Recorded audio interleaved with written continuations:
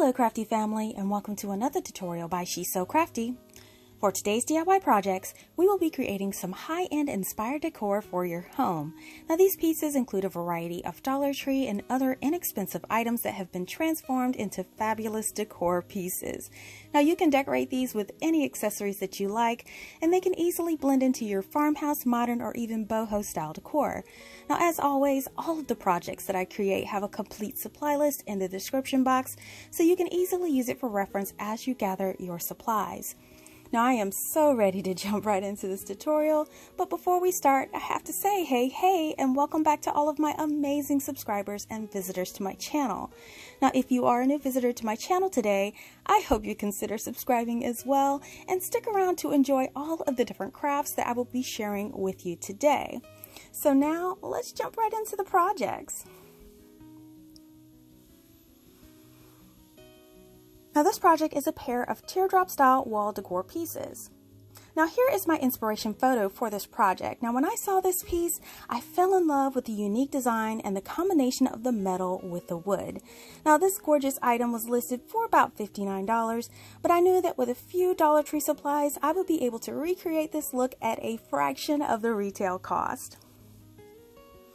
Now for this project, we'll need 2 packs of these Hot Wheel racetracks from the Dollar Tree. We'll also need a plunger from the Dollar Tree, some tumbling tower blocks from the Dollar Tree, and you can also use a piece of scrap wood if you prefer. And we're going to need 2 plant hangers from Dollar General, or you can get these from Dollar Tree as well. Now we're going to start off with those racetrack pieces and go ahead and remove everything from their retail packaging. Now what we're going to do with these is we're going to trim these down. So flip them over to the back and you'll notice there's a little ridge along the back.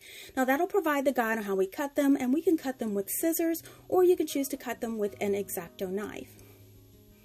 Now I prefer to use a nice sharp pair of scissors, and I'm just going to cut right along that ridge on the back of the racetrack.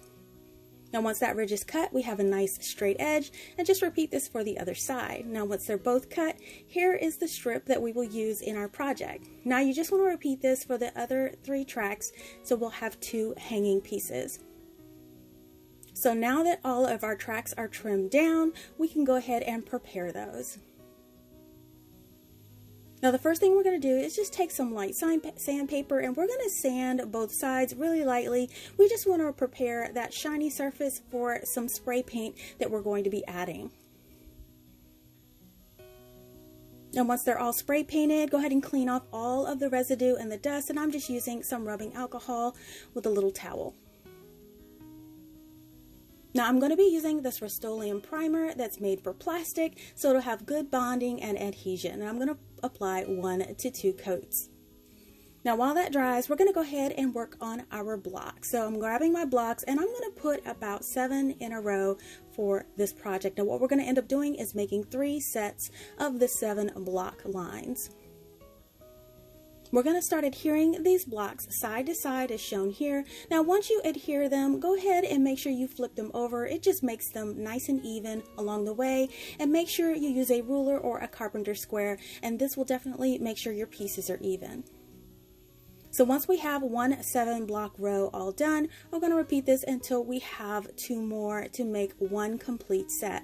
Now we're going to do this one more time, so we'll have 2 sets to get 1 in each one of our wall hanging displays. Now to put these together, we're just going to join them side to side as shown here, and we are going to be using our SureBonder wood stick hot glue throughout these projects. Just go ahead and press them together and bond them firmly, and then once they're secured, add that last piece to the end. Now once that's added, we'll have 1 solid piece, and this platform will be used in our hanging piece. Just repeat this for the other one, and now we have our 2 completed. Now, if you are using wood, you definitely can cut a piece out, and the piece will need to be 5 3/4 inches by 4 1/2 inches. Now this step is completely optional, but I wanted the top of my wood piece to have a slat instead of a block look, so I'm using these craft sticks that I got from Lowe's for 98 cents. All I'm going to do is use my Surebonder wood stick hot glue to apply to the top of the block set and lay one of those craft sticks across the top. Now it can overlap on all of the edges because we will follow up by trimming all the edges even.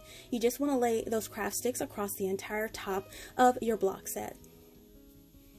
Now here they are all bonded to that block set, so I'm just going to grab my cutting mat and lay my piece on it, and I'm going to be using my X-Acto knife to trim it off. I'm just going to score it 2 or 3 times here, and then once you do that, they should be able to snap right off.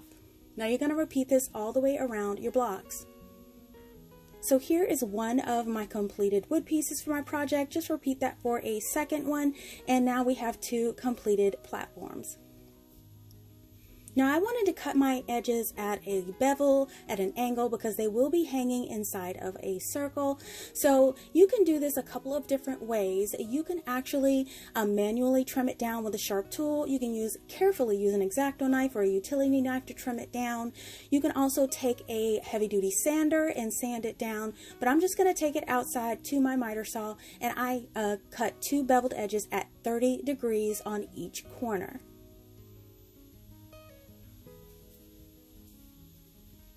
Now once that's done, we are going to take our toilet plunger and cut this down to size as well. Now we're going to need 2 pieces out of this toilet plunger at 5 3/4 inches. So what I'm doing is taking my ruler and I'm going to mark 2 pieces at this length to cut out for my project.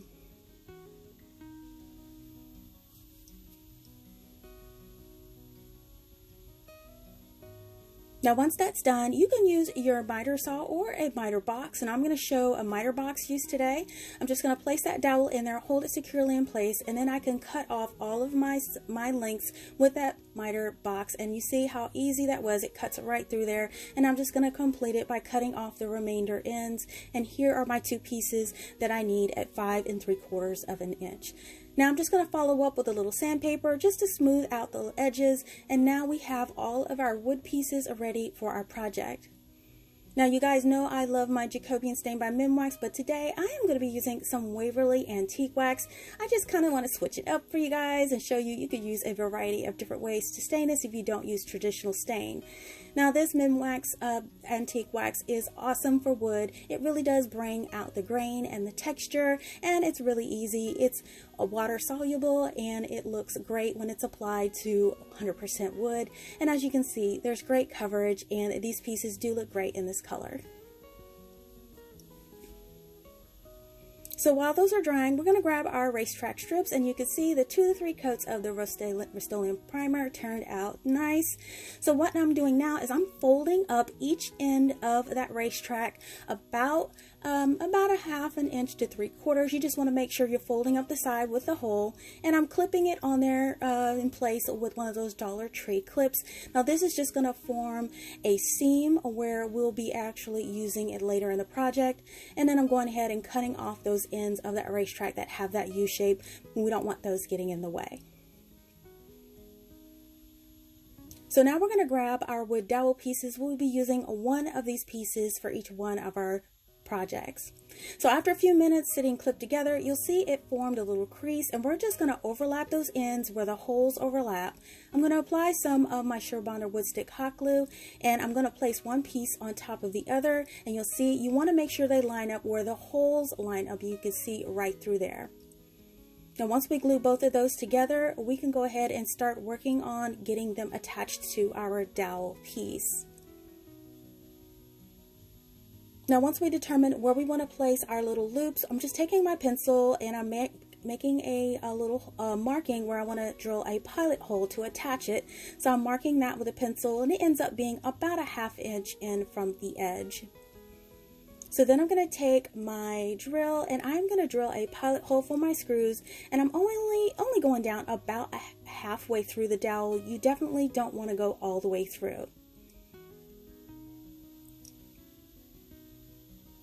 Now to secure my straps in place, what I'm going to do is I'm going to use some 3/4 inch wood screws for each one.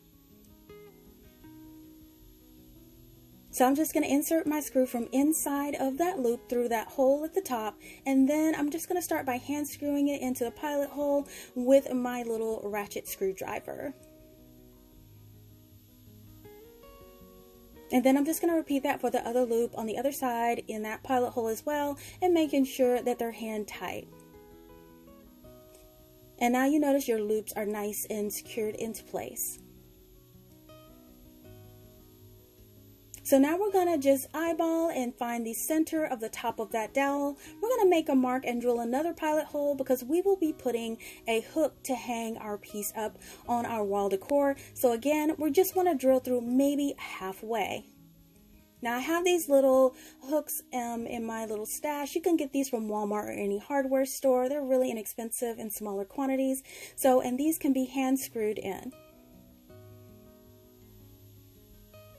And there's our hook right at the top in the center. So now we're going to apply our little wood platform piece inside of our loops. Now the length of our wood piece and the length apart from our loops is the same, so it should fit perfectly in place. Now what I'm doing is I'm just going to kind of tap it on the table a little bit, make sure that it's nice and centered at the bottom, and then once it is centered, I'm taking my pencil and I'm marking where the top edge of that wood platform meets the actual strap on the side, so when we secure it in place we can line it up with those guidelines. And then I'm going to apply a generous amount of my wood stick hot glue on each one of those little beveled corners, and I'm going to apply it inside that loop on each side, making sure it's in alignment with the holes, and I'm going to press it for about 10 seconds. Now once that's secure, flip it over, and I'm going to apply the other end on the two straps as well, adding that hot glue on there, and then press it in place aligned with those lines that we made.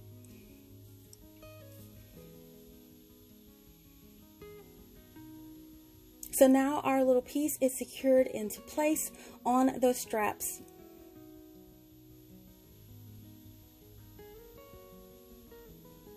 Now, if you want to, you can follow up with a nail or some staples, but that wood stick hot glue is very strong. This piece is not going anywhere, and I'm very happy with how it looks.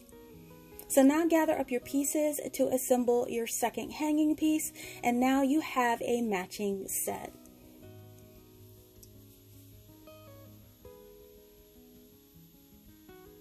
So as we worked, of course, we may have scuffed up that little bit of primer. So we're going to go through, first of all, covering up those screw heads and then putting a coat of this black acrylic paint all over our primed surfaces, being careful not to get it on the wood. We just want to make sure it has a nice, neat, professional finish. So while that dries, we're going to grab our two hooks and prepare those as well. Now I picked these up from Dollar General for $1, but they're also available at the Dollar Tree in a slightly different design, but they will definitely work.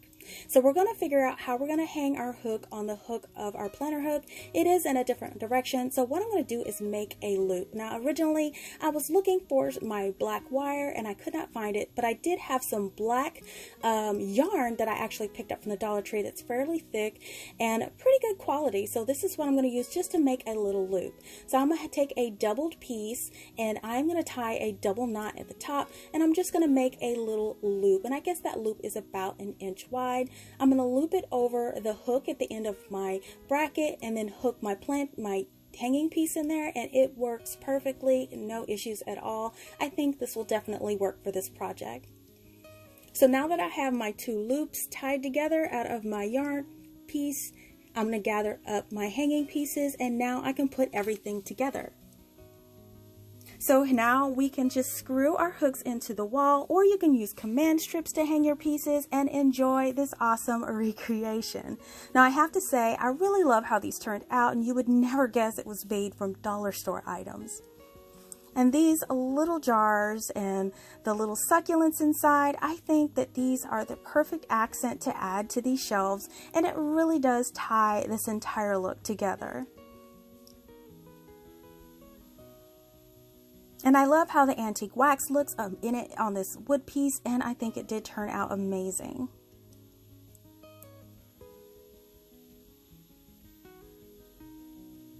Now the Dollar Tree does have so many little trinkets you can choose to display on these too. Let me know what you think about this project in the comments below. Is it a hit or a miss? Now this project is a wood trimmed decor box. Now we're going to need 2 of these larger boxes from the Dollar Tree. Now they do have an assortment to choose from, so you can choose whichever size that you prefer. We'll need some large craft sticks from Lowe's, and these were 98 cents a pack. And we'll need 4 plastic tube hangers, and you can get these from Dollar Tree or Walmart. So we're going to start off, we're going to gather up all of our supplies, including our boxes and our craft sticks. Now we are going to start this project working on getting those boxes nice and secured. So what I do is I have some mailing postage tape here that I use, and I'm going to just add a piece to each corner. We want to make sure that these don't split on the corners.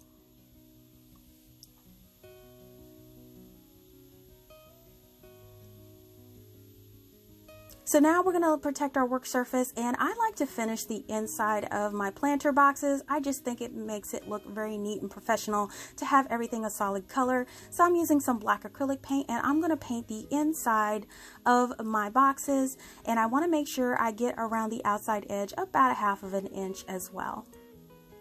So here are both of my boxes all nice and painted, and now now that they're dry, we can actually start trimming the outside. Now I'm going to use these craft sticks. You can place them horizontally or vertically. It's completely up to you. I decided to go vertical for this project. Now I'm going to start with a nice trimmed flat edge of one of those craft sticks. I'm going to lay it along the top edge of the box, and then take my pencil and mark the bottom edge where I will be cutting it. Now once you trim that off, you are going to test fit again to make sure it does fit into place, and then take some of your Surebonder wood stick hot glue, place it on that stick, and add it to your box, making sure it's aligned with all of the edges. Now we are going to continue this all the way across. This time I'm just going to lay the stick across, mark both of the sides I need to trim off, and once I trim those off and test fit, I will hot glue that to the box as well.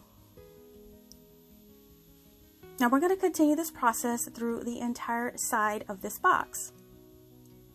So here is one side fully covered. Everything looks good, so we're just going to continue this all the way around. And now our box is fully covered with the sticks, and it looks awesome. Now just repeat this for your second box as well, and now both of our boxes are ready to go.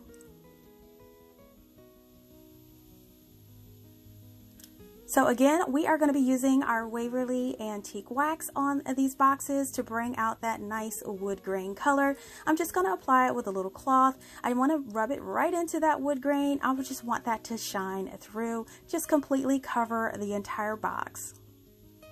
So here is one of my boxes completed with the wax. I think the color looks amazing, and I'm going to cover the entire second box as well.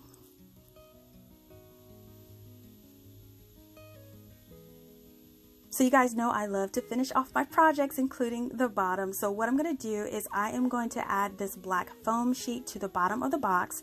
So I'm just going to add a generous amount of hot glue to the bottom of the box and place it right on top of that foam sheet. Press it down until it's nice and secure. I'm going to do this for both of the boxes. Now once they are adhered, I'm just going to trim all of the excess off with my scissors first, and then what I'm going to do is after I trim it out, I'm going to go in with my X-Acto knife and do a fine trim around the box. Just careful not to cut the wood, just trim off all of that excess, and here is a nice finished bottom of the project. And just repeat this for the second one until both of them are complete. So now that that's done, we're going to go in and protect our painted surface inside the box with some matte Mod Podge. I like to go in after this to prevent the paint from chipping, because we will be adding and removing lots of items in our boxes, and I don't want the paint to chip. And here are both of my boxes with their nice good coat of Mod Podge on the inside. So now, while those dry, we are going to take our hangers and we are going to prepare these to make legs for our boxes. So I'm first going to cut the hanger on that long side in the center and then trim it off at the very top, removing the hanger portion and in that little hanger that may be on the inside of your piece to form this U shape. Now when we're done with all 4 hangers, we should have 8 legs.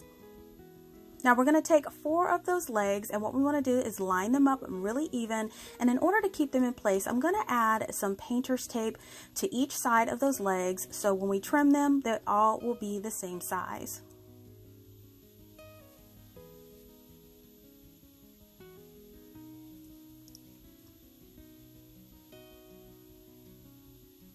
Now once they're nice and shaped the right shape and they are secured into place, I'm going to take my wire clippers and I'm going to clip each end nice and even and try to get them as even as you can. You may need to make adjustments down the line, but they will be very minor because you did this pre-trim in advance. Now for the second set, we're going to tape them together as well, but this time I want them to be a little bit shorter, so I'm going to trim them down an inch and a half shorter than the other set, and then I'm going to trim them the same way with my wire clippers. So now we have our 2 complete sets.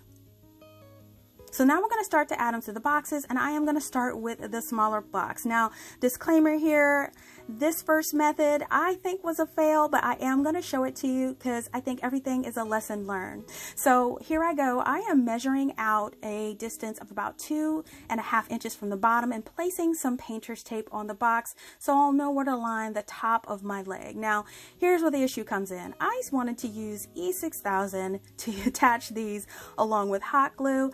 So I said, okay, let's try E6000. So I applied E6000 to the top portion of my leg, and then I tried to smooth it out. I should have known that it was just so gummy and it wouldn't work, but I continued on by adding some hot glue on top of that and placing it right on top of the box in the center. And then I went in with a skewer trying to remove some of that glue, but you know, when you start scraping glue, it just gets worse. But I kept rolling with it because I thought I could fix it on down the line, and I did add my other leg to the other side, making sure I measured, adding E6000 and glue and placing that on there as well. And then I said, okay, I'll keep going. I added the other 2 legs as well. Now it is kind of gummy, so I was like, I can fix it. I added a layer of hot glue on the outside of the leg this time, and I don't know what I was thinking. It still did not look quite right, but I continued with it and added that glue to each one of those legs and just sat it to the side. Now I did like the design of this leg, so I added those legs the same way to the larger box. Now this time I added the legs with only the Surebonder wood stick hot glue. I was very, very pleased. No E6000 this time, and it turned out perfect. So I went ahead and finished off this project. They have the 4 legs that sit down loose at the corners here. So in order to secure those together, I'm using this electrical tape that I got from the Dollar Tree. Now I cut a piece, I don't know, about 3 or 4 inches long. And what I'm going to do is I am going to cut this in half to make a thinner strip. So once I have that half strip, I'm going to start to wrap this around those bottom 2 legs, just kind of securing them together. Now, what you want to do is definitely stretch this electrical tape as you wrap it. It'll be much more secure, and they end up looking like little caps on the feet. Now, to secure them even better, put a dab of hot glue in between those feet at the bottom, and that should keep everything nice and secure into place. And here is what the little feet look like. I'm very happy with the way this turned out. So here's my little box, and look, the legs are gone. So what I did is I scraped off the legs with the paint scraper or spackle scraper and removed all the glue. It was fairly easy because the E6000 does take a long time to dry, so I scraped everything off, and all the little scrapes and marks you see, we're gonna fix in the end. Now I did remove it from the legs as well using some rubbing alcohol. Now this time around, I decided to flip those legs around. I actually love this look better. So I was like, why not make 2 different ways? And this time we are only using the Surebonder wood stick hot glue. It's a smart move. Now I am using the alignment as same as before. I can still see the line where I lined that previous one. So I'm just going to add those legs as shown here, and with the round side facing down, and I'm going to put those lining up from the middle of the box on each side. And then I'm just going to place them where they join up on one side, and then the other side they meet up in the middle again. This is the pattern we're going with, so we're going to add those other 2 around the edges, and here is what they look like. So now you can still see some of those scrape marks, and to resolve that, All we have to do is add a little bit more of that antique wax on those marks and they just blend in and disappear. I am so happy with the way that this turned out. You can hardly even tell that this was a previous fail. So once that is done and the other one is done and they're dry, you can decorate them. And here are my 2 decor boxes with the different choices of the leg design, and I love how they turned out. Now for these, I simply added some eucalyptus bundles and it looks so amazing with that rich color of the wood that the antique wax left. Now whether you choose to use the pointed foot design or that round foot design, I think that they both make a fantastic choice for your decor. And of course, plants are not the only thing you can store in these boxes. You can also add some decorative fabrics and trinkets to the boxes too. And I think that combining all of these interesting textures really give the space character and unique appeal. Now these will go perfect with the hanging piece too, but you have to be sure to let me know, how would you display these pieces in your space? Listen, if you love DIYs on a budget, give this video a thumbs up and share this video with your friends. Make sure that you're following She's So CraftDee on Facebook, Instagram, and Pinterest for the latest news, sneak peeks, and giveaways. Now, if you like videos like these and don't want to miss the next one, make sure you're subscribed by clicking that subscribe button below, or just click on my She's So Crafty logo on your screen and make sure you hit that bell to be notified when the next DIY goes live. Thank you so much for watching today, and I will see you all next time.